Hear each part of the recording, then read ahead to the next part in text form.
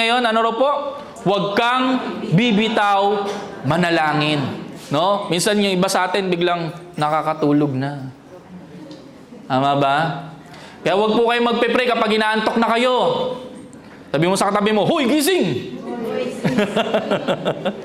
Okay? Huwag po tayong bibitaw. Hanggat di po sinasagot ni Lord ang ating panalangin, huwag po tayong titigil manalangin. Amen? Sagutin po natin itong tanong ngayon. How can we remain faithful? Paano daw po tayo magiging faithful at persistent, matyaga sa ating pagdadasal kahit na minsan delay ang sagot ng ating Panginoon? Tanong, will you still continue to pray even though God is not answering your prayer? Madaling sabihin ngayon. Pero hindi ko alam kapag nandun na tayo dun sa sitwasyon where we need urgent answered prayers. Amen? Marami po tayong matututunan dito sa parable of the persistent widow. So, paano nga ba? Ang talinhaga ay ikinuwento upang harapin ang panghihina ng loob, or the parable was to address the discouragement. Sabi dito, isinalaysay ni Jesus ang isang talinhaga upang ituro sa kanila na dapat silang manalangin at huwag mawalan ng pag-asa. Jesus is saying that you should always pray and do not lose heart. This parable is not mainly just about justice. Kasi minsan pag tinignan natin, the widow is asking for justice, yung katarungan. No? Kaya siya laging pumupunta dun sa judge. Hindi rin po ito tungkol sa byuda, itong storya na to. Ito po ay tungkol sa mga tao na discouraged na sa pag-pray. Nakakalungkot po, pero totoo po sa buhay Kristiyano na may mga nag-give up na po na mag-pray. Jesus is assuming something important here, that God's people will face delay. Sabi mo sa katabi mo, normal yun. God's people will feel tired. Sabi mo ulit sa katabi mo, normal yun. God's people will be tempted to quit praying. Sabi mo ulit sa katabi mo, normal ulit yun. Kasi baka mamaya akala mo ikaw lang yung nagkukwit mag-pray. Kaya nga sinasabi ko, ako po, bago pa maging pastor, kapag hindi po sinasagot ni Lord yung aking panalangin, I quit praying about it. Pero praise be to God, naalala pa rin ni Lord na pinag-pray ko yun once in my lifetime. Pero alam niyo po, nakakalungkot. Kapag hindi na po tayo nagpipray, unti-unti pong nauupos ang ating pananampalataya.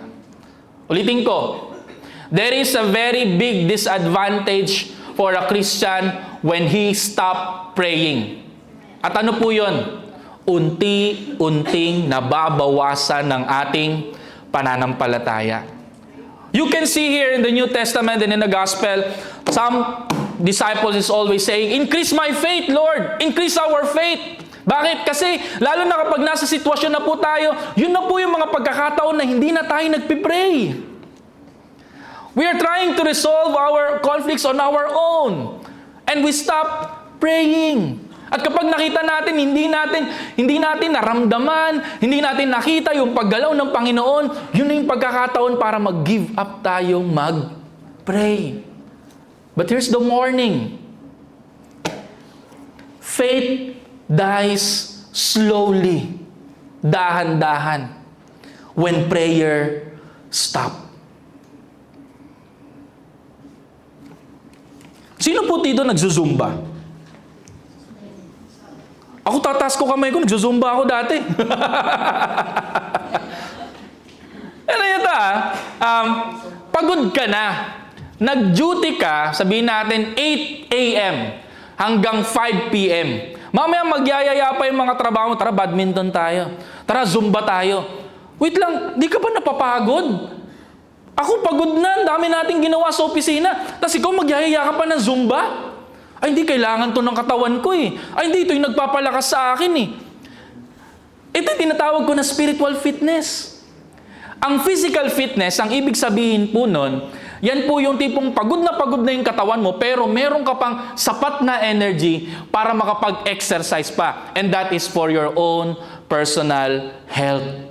Kapatid, ganito rin sa spirito. Kahit minsan pagod ka na mag-pray, kahit minsan parang hindi naman sumasagot si Lord, kahit minsan parang, Lord, nandyan ka pa ba? Kapatid, nagpe-pray ka pa din. That's what you call spiritual fitness. And that is what we call increasing our faith. Amen? Sabi mo sa katabi mo, huwag ka mapapagod. Kung nagpe-pray ka pa rin, kahit pagod ka na, that's not weakness. That's what you call faith. Tawag po doon pananampalataya. Kaya don't give up. Sabi mo ulit sa katabi mo, huwag kang bibitaw. Kapit lang sa Panginoon. Kapit pa rin sa pagpe-pray. Huwag mong tutulugan. Ituloy mo yung prayer. Amen? Kung pwedeng bukas, ituloy mo. Nakatulog ka, ay bukas ulit. Ipag-pray mo ulit. Umaga naman, huwag na gabi, kapatid. Ha? Pangalawa po, ang balo ay sumisimbolo sa kahinaan ng tao na may matatag na pananampalataya. The widow represents powerless but faithful dependence. Wow! In Luke chapter 18 verse 3, sabi doon, sa lungsod ding yon, may isang byuda. In the congregation right now, meron po bang widow, byuda? Meron po ba? Isa, dalawa, tatlo, apat, ang dami po, no? 5, 6. Grabe po. So, sorry po. But then again, I just want to know because alam ko na makaka-relate kayo sa istorya na to.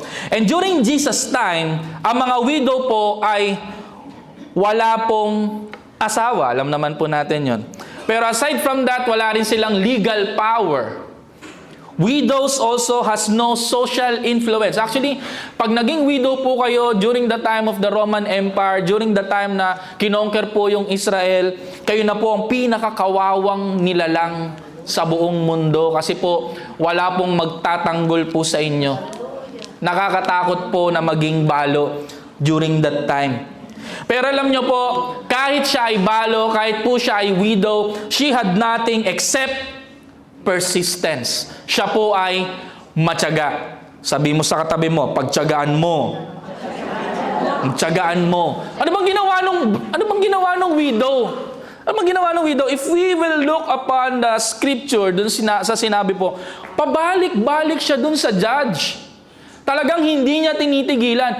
Araw-araw bumabalik siya. Kailangan ko yung justice, kailangan ko yung katarungan. Wala siyang ibang pinupuntahan. Sometimes, kapag tayo mga tao, kapag hindi tayo pinapansin, kahit yung kumare lang natin, inuutangan natin. Kapag hindi na yan nag-reply, anong gagawin natin? Pupunta na tayo sa loaning app, sa Tala na lang ako, sa GCash na lang ako. Mas okay pa si GCash, nagpapautang kaysa dun sa kaibigan ko. Gumagawa na tayo ng ibang paraan. Pero itong babae na to, she is very persistent. She will always go to the house of the judge and she will ask for justice. Every day yun. Kaya nga sabi dun sa scripture kanina, di ba? Kahit wala akong takot sa Diyos, kahit ako yung kahit hindi ko ginagalang yung mga ibang tao, wala akong respeto sa kanila, pero dahil ang kulit na ito, every day na lang nandito sa bahay ko, baka masaktan ko na, o kahit anong magawa ko sa kanya, ibibigay ko na lang yung hustisyang hinihingi niya. Bakit? Kasi persistence. Everybody say persistent. Even though ang mga widow ang pinakaaba during that time. Pero mind you, they are persistent. Matyaga sila. Itong nakakatuwa. Yung mga persistent, kahit mababa ay social ranks nila, sila yung tinatawag nating very dependent. And God wants people who likes to depend. Sabi mo sa katabi mo, God likes your dependence. Magandang pakinggan na independent na tayo. Tama ba? Magandang pakinggan yun. Pero alam niyo sa totoo lang, mas nalulugod ang Panginoon sa mga taong dumidepende sa Kanya. Amen? Amen? Diba? Walang ibang pinuntahan yung widow kundi yung judge. Gumawa rin ba siya ng paraan para pakinggan niya yung judge? Pakinggan siya ng judge? Nag-bribe ba siya? Hindi. Wala siyang nilagay. Walang red tape. Talagang consistent lang. Pupunta ako sa bahay mo. Manghingi ako ng katarungan. Magrarally ako dun sa labas. Hanggat di mo ako pinapakinggan, di ako titigil dito. Ganun din sana tayo sa pananalangin. Hindi natin kailangan baluktutin yung kamay ng Panginoon. Hindi natin kailangan sabihin na, Lord, pag dininig mo yung panalangin ko, magpapakabait na ako. Lord, pag dininig mo yung panalangin ko, di na ako mambababae. Lord, kapag dininig mo yung panalangin ko, di na ako mangungutang. Lord, kapag dininig mo yung panalangin ko, magsaserve na ako sa church all my life. That's bribing God. Do you know that? Hindi natin kailangan gawin yun. Ang kailangan lang natin ipakita sa Panginoon that we are humble enough to accept our limitations, na tayo, tao lang, at si Lord ang kayang gawin ng lahat ng mga bagay na yun. Amen? That God is sovereign, that God is in control, that God is the one who holds our future, that God is the one who will make a way when there seems to be no way. Kailangan nating dumepende sa kapangyarihan ng ating Panginoon. Don't rely on your abilities. We are very limited. Pero si Lord, unlimited ang kanyang kapangyarihan. Amen po ba? Amen. God is not moved by status. God is moved by dependence. When all you have left is prayer, kapag yun na lang, yung tanging mahuhugot mo sa buhay mo, kapatid, you're exactly where God wants you to be. Amen? Nakakalungkot, it's a very negative thing to learn that some people are just going to God kapag wala na silang matakbuhan. Pag nagiging final option si Lord. Pero alam nyo, sa totoo lang, minsan sinasadya yun ni Lord na mapunta tayo sa ganong sitwasyon so that we will remember Him. Na kailangan natin maging dependent sa Kanya. Amen? Tuloy po natin. Ang di matuwid na uko may isang paghahambing. Yan, hindi po siya kabaliktaran. Paghahambing sa kabaliktaran, hindi isang pagtutulad. Kasi pag tinignan po natin tong scripture, it was like Jesus is having similarities, or God is having similarities with the judge. Pero sa totoo lang po, may contrast po yan. Sinabi niya po dito, sa isang lungsod, may isang hukom na walang takot sa Diyos at walang iginagalang na tao. God is not like the unjust judge. Hindi po siya katulad nung hukom na yon. The judge did not fear God. The judge did not respect people. The judge acted only for convenience. Ayun lang siya. Pero, alam niyo po, hindi po ganoon ang ating Panginoon. Amen? Can you go to your Bibles? I want you to look on Luke chapter 11. Okay, wait for the verse. Wait lang po.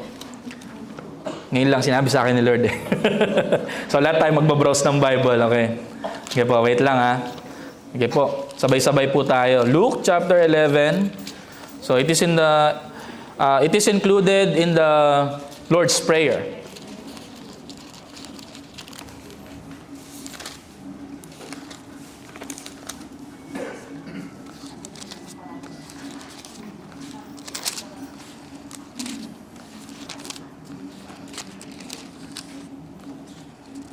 Okay. Luke chapter 11, let's start with verse 5. Sabi po dito, sinabi pa rin niya sa kanila, ipalagay nating isang hating gabi. Parang same scenario dun sa persistent widow. Isa sa inyo'y nagpunta sa isa inyong kaibigan at nakipag-usap. Kaibigan, pahiram muna ng 3 tinapay.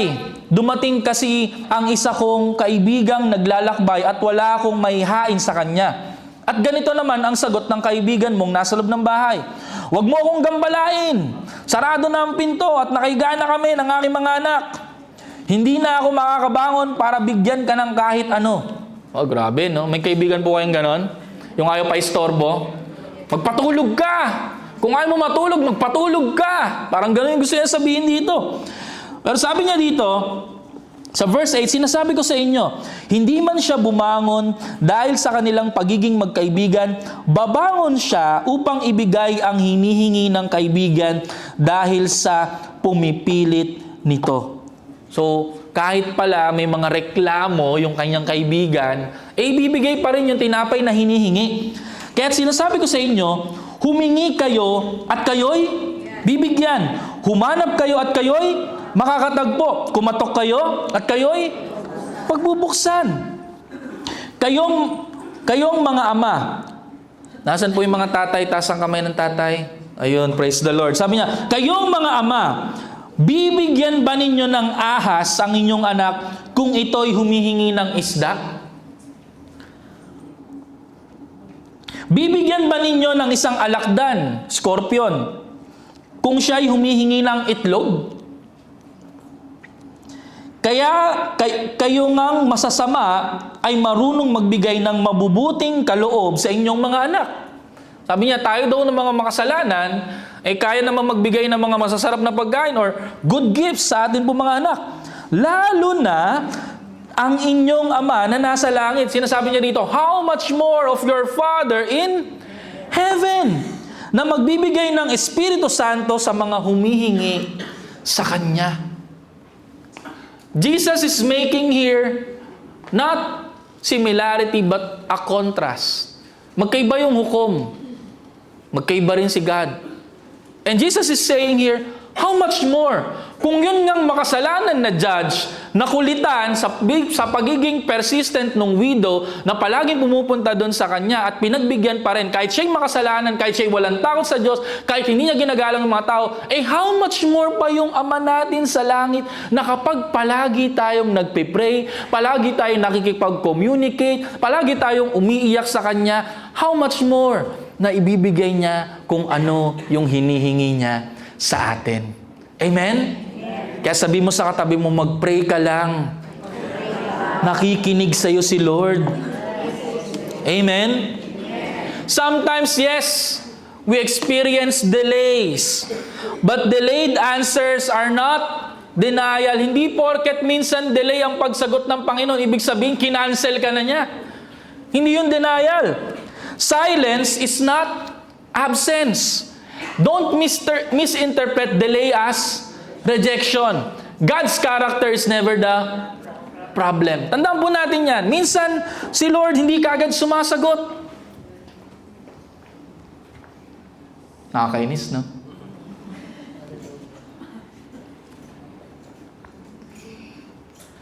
Alam niyo po, naranasan po namin yan ni Jam. Marami po dito sa church. Natanong nila, kailan kayo magkakaanak? Mas excited pa sila sa amin. Na ngayon, may anak na. Praise the Lord, di ba? We are desiring that one. Gusto namin magkaanak.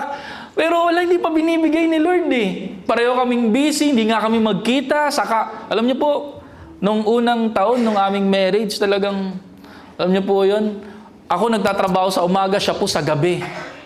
Nagde-date po kami alas 6 hanggang alas 7 ng gabi. Pag alas 8 na, shift niya na po yun. Sabi ko, Lord, what kind of married life is this? Paano kami magpapamilya kung ganito yung itsura nung aming marriage? Pero alam niyo po, gumawa ng paraan si Lord. Ko, Lord, gusto ko na magkaanak. And on that point, gumawa rin ng paraan si Lord. Dating night shift si Jam, naging morning shift. Praise the Lord. Dating busy, pati Sabado, kasi may pasok siya. Kapatid, yung Monday, nagkaroon ng shift siya. So, ibig sabihin, Monday to Friday na lang siya nagtatrabaho. Praise the Lord. May oras na kami para sa isa't isa. Lord, gusto ko siya makasama sa ministry. Sana kasama ko rin siya na nagmi-ministeryo sa gawain mo. Ay, dininig din ng Panginoon. Saturday and Sunday, she is free. Walang calls. Pati Monday, minsan wala ring calls. Praise the Lord. Dumami yung time namin to bond together.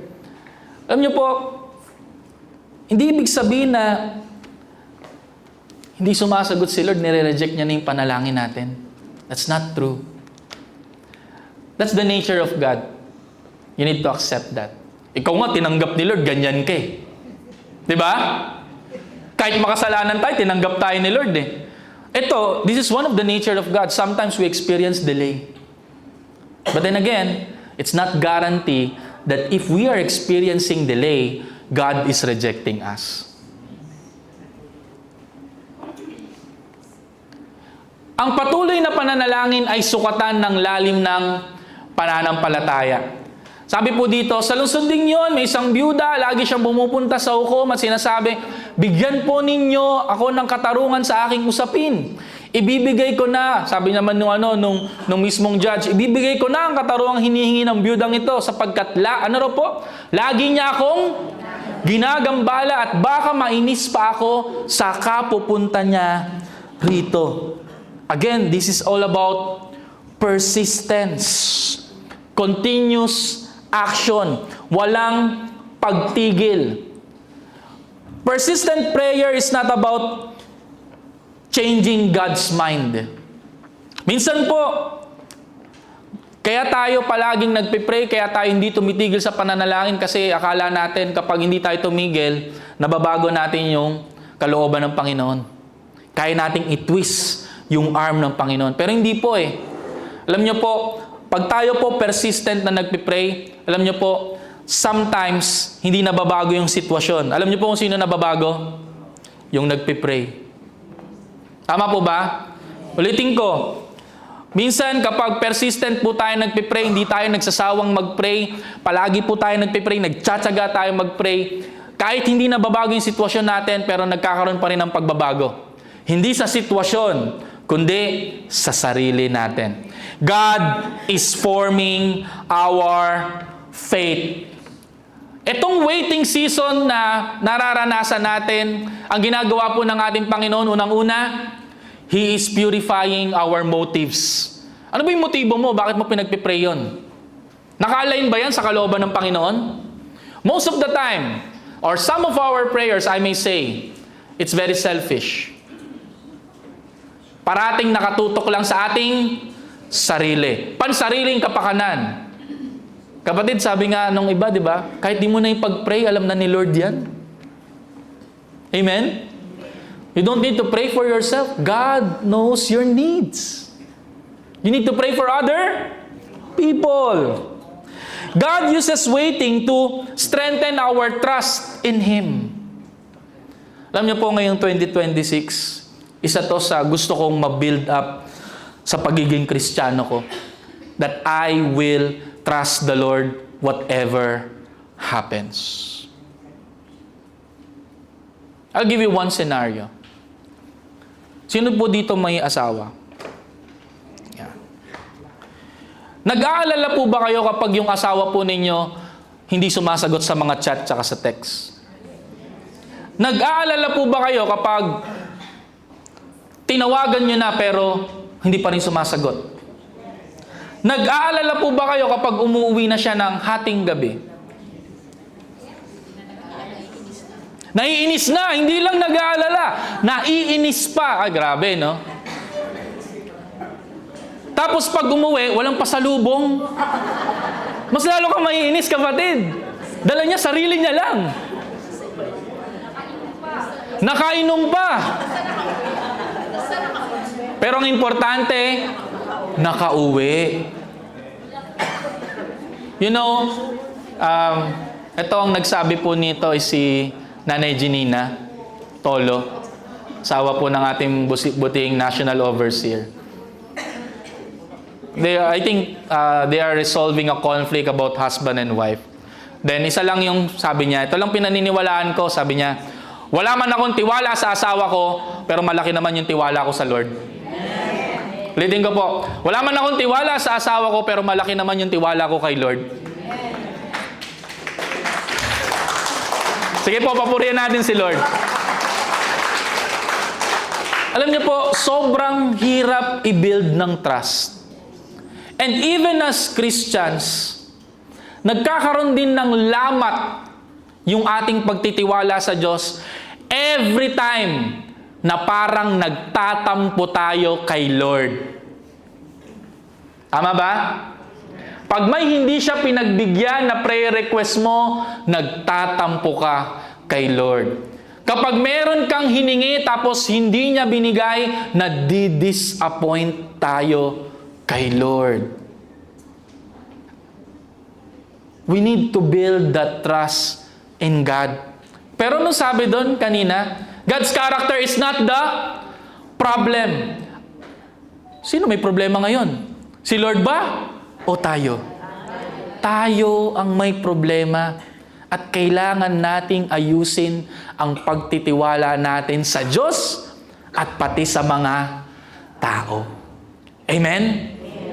Alam niyo po, there's an anxiety with the pastors. Kami po nag-aalala sa spiritual growth po ninyo. Hindi ko po alam kung ilang taon na po ako nagpipreach or ilan na po yung naging disciple ko. Isa po sa pinag-aalala ko, Lord, lumalago ba yung Kristiyanong dinidisciple ko? Lord, lumalago ba yung mga taong nakikinig sa akin? But I need to trust the Lord. Na ang trabaho ko, mag-preach lang ng salita ng Diyos. At ang trabaho ni Lord, palaguin yung espiritu ng nakikinig ng salita ng Diyos. I may not see your growth, but I believe that God is pouring out His Spirit on you. That God is the one giving the spiritual nourishment on you. That God is the one growing your spirit and not me. Therefore, I need to trust the Lord. Amen?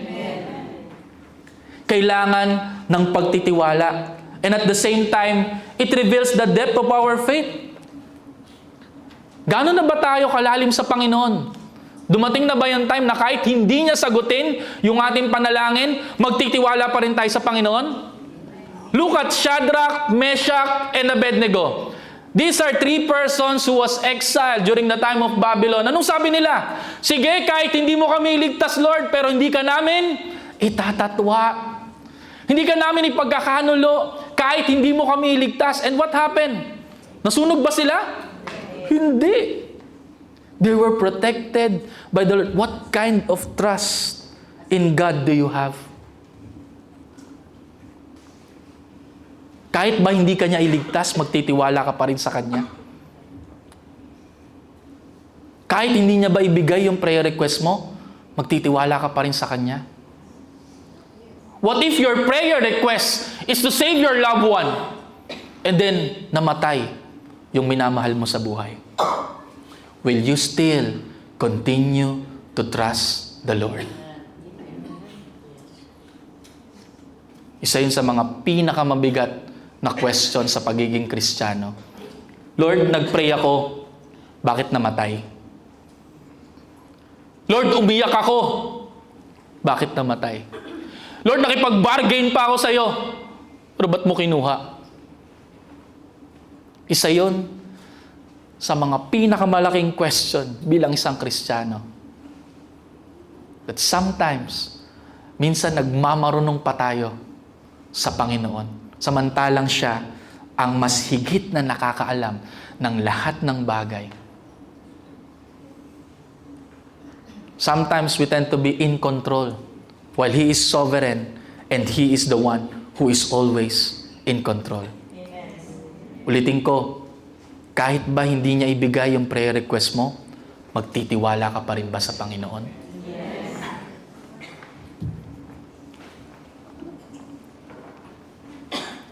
Persistent prayer is not about changing God's mind. It's about forming our faith. Meron akong di yan dapat nakalagay dyan, pero ang sabi po dito, if you're still praying after disappointment, it just means that your faith is growing even if answers haven't arrived yet. Sa Tagalog po, kung nagpe-pray ka pa din, kahit disappointed ka na, ibig sabihin po nun, lumalago ka sa pananampalataya kahit na hindi pa sinasagot ni Lord ang iyong panalangin. Amen? Last na po. Ang katarungan ng Diyos ay tiyak kahit hindi palaging agaran. God's justice is certain, though not always immediate. Sabi po dito ngayon, ipagkakait kaya ng Diyos ang katarungan sa kanyang mga hinirang na dumaraing sa kanya araw-gabi? Sila kaya ipaghihintayin niya ng matagal? Sinasabi ko sa inyo, agad niyang ibibigay sa kanila ang katarungan. Yung word na ginamit dito ni Jesus, quickly, hastily, agad-agad. Pero alam po natin ito, at hindi po ito lingid sa ating kaalaman, that the clock of God is not the same as our clock. Tama po ba? Yung oras ng Panginoon, minsan, kung kinompare yan sa oras natin, one day natin, minsan thousands yun sa Kanya. Yun yung sinabi ni David, di ba? One day in your house is like 1,000.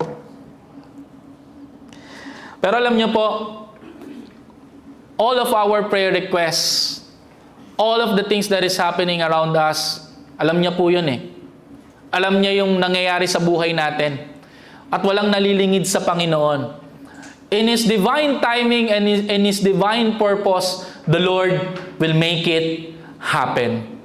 As we can see from Genesis to Revelation, nagpabaya ba si Lord? Hindi. Lahat nangyayari according to His purpose, according to His divine purpose. God's timing is never too late. And God's timing is always redemptive. He never forgets the cries of His people. So what we should do? We should trust God's timing. Pagtiwalaan natin yung timing ng Panginoon. Huwag tayong mainip. Huwag tayong maging impatient. Huwag tayong maging ungrateful. Waiting seasons are not wasted season. Walang nasasayang sa Panginoon. Actually, ang depth po nito, kapag tayo po ay naghihintay, nagkakaroon po ng character development sa atin. Amen? Unti-unting hinuhubog na ang ating character in the likeness and image of God kapag tayo po ay naghihintay ng answered prayer. Amen? Pwede bang palakpakan natin si Lord? Now here's the challenge. The challenge is in verse 8. Jesus is pertaining to Himself. Sabi niya, ngunit sa pagbabalik ng tao, ng anak ng tao, may daratnan pa kaya siyang mga taong may pananampalataya. We're in the middle of prayer and fasting. It's a mandate of the church to pray. Paano kung walang mandate yung church para mag-pray? Hindi na rin ba tayo mag-pray? Kakalimutan na ba natin na mag-pray? Sinasabi dito ni Jesus that one of the characteristics of being a Christian is that the Christian knows how to pray. At hindi niya lang alam kung paano mag-pray. He is praying frequently. He is always praying. One of the manifestation of our faith is prayer. Kailangan natin makipag-communicate sa Panginoon. Amen? That's the challenge. Pag dumating yung second coming, when the second coming comes, will He find faith on earth? Will He find you and me praying, communicating with Him, with our Father? Don't stop praying. Don't give up on praying. Amen?